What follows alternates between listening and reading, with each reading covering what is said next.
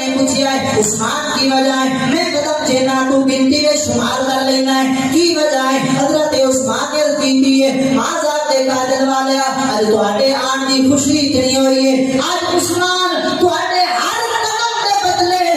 एक गुलाम आजाद करेगा हर कदम के बदले एक गुलाम आजाद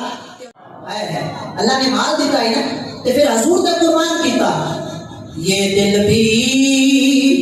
तुम्हारा है माल देखो तो नहीं ये दिल भी तुम्हारा है